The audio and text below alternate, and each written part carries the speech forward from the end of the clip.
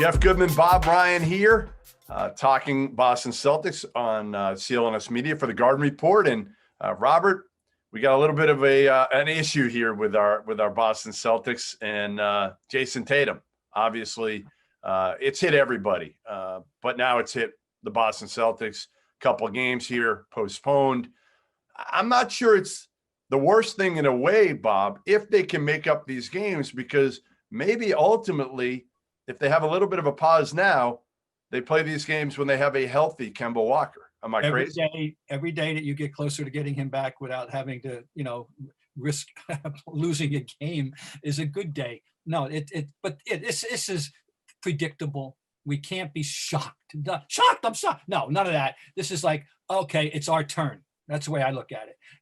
When I first heard it and I saw Jayson Tatum, I went, oh my God, and then the Brown contact tracing, and then the lineup that they were about to put on the floor against Miami.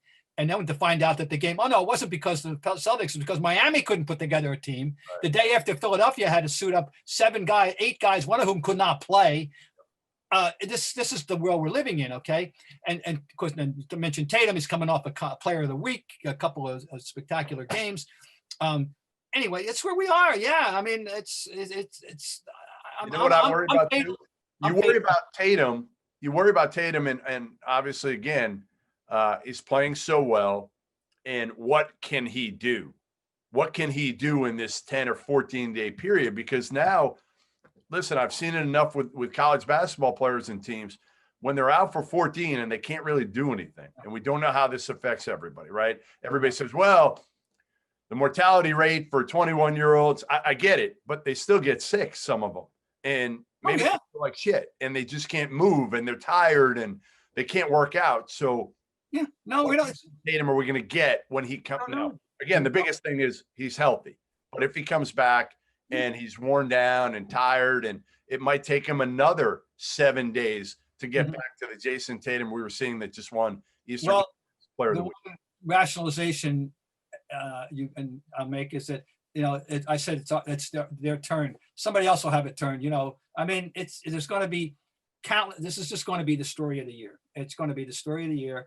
And maybe we'll be looking back in a month and say, boy, they dodged that bullet, or maybe we'll be looking back in a month and say, oh boy, that was the catastrophe that we couldn't overcome. We don't know. I don't know. No. Meanwhile, how would you like to be I have to say, those of us, I told you so's in the world. Brooklyn, you signed him. You got him. He's all yours. Hope you're enjoying him. I knew this was coming. I know he's out there, and I'm not even going to mention his name. He's out there for, quote, personal reasons. It may have to do with a family COVID. It may have to do with his reaction to what happened at the Capitol on the 6th of January, or may not be anything we can imagine. But, he's not even communicating. He wasn't. And, oh, God, That's my biggest issue with Kyrie, right, is that Steve Nash didn't know what the hell was going on. Like, you don't need to know. Right. Like, if we don't know, we don't know. But if Steve Nash gets up there and says, hey, Kyrie communicated with me, told me he is not going to be here. I'm not saying why, but he's indicated to me that he's got some stuff he's got to deal with. Okay. You know what? Like that's fair. But by not telling Steve Nash, your coach, it's just another reason for us to question whether Kyrie Irving can be a good teammate. And ultimately, again, I hope Kyrie's okay. I hope his family's okay. Yeah, sure. But yeah, do I trust him as a player? Do I want him on my team? No, I don't. Even though he's got all this talent, I don't want him on my team because I don't trust that he can go from the starting line to the finish line and be able to be locked in and be focused and not create drama to an organization that is not fixable. He's not reliable. That's his word. God knows he's talented. We can repeat it and repeat it. His talent is unquestioned, but he's. Can we talk about somebody a little more positive? Can we move over to Tacko Fall? Kyrie, who's moody and like Debbie Downer half the time when you talk to him, to Tacko, who, man, every time you see Tacko Fall, every time you talk to Tacko Fall, it's like the room light, it just lightens up. Like, well, you know who got introduced to him? We loved Russell Westbrook. We got introduced to Tacko the other day. Yes, when he took it to the basket. I thought it was interesting. Adam Himmelsbach of the Globe pointed out that on Twitter during that game, he's running the floor much better. His conditioning is what he needed to have more than anything. Plus the experience of becoming something of an offensive threat. But the conditioning enables him. You know, he won't be such a liability on the pick and roll. He can have a little lateral mobility. That he didn't have. He could be a significant auxiliary factor. If they get everybody back, when they get to Jayson back, we get the whole team back, they get Kemba back. We're talking now maybe about February and March.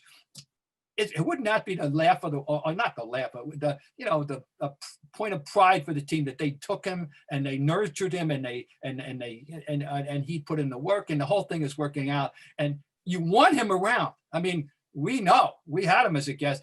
He's one of the most delightful human beings you'll ever encounter. But that's not enough to make him a viable pro basketball player. But if this is where the path he's heading, he can be a factor. And when he's on the court, you have to find a way now to utilize him on the offensive end. He can't just be there to stand there. You know, defensively, we know he can make an impact, but his fluidity, like that's the thing. Watching him, he just seems far more fluid, more confident. Obviously, the difference between being a giant erector set and being a big, useful, tall athlete. Yeah. And we've gone, we went through it a generation or two ago with Manute Bol, and who I once saw, by the way, block 5 shots in the first period, each of them on a different Celtic player. He blocked a shot on the entire starting 5 in the first period. How's that? But anyway, and then eventually Don Nelson made him a 3-point shooter. Talk about ahead of his time. Hey, listen, it's only going to be a matter of time before Brad lets him launch threes, right? Yes. Right. I mean, like, how long we got here? I'm sure he's working on it. But it's such a refreshingly nice thing, right? It's a nice positive in the midst of all the doom and gloom that we have. We've got Tacko Fall, which is put a smile on our face immediately. There you have it. From Jayson Tatum to Kyrie Irving to Tacko Fall. We covered plenty here in just a few minutes. Bob Ryan, Jeff Goodman, CLNS Media, The Garden Report.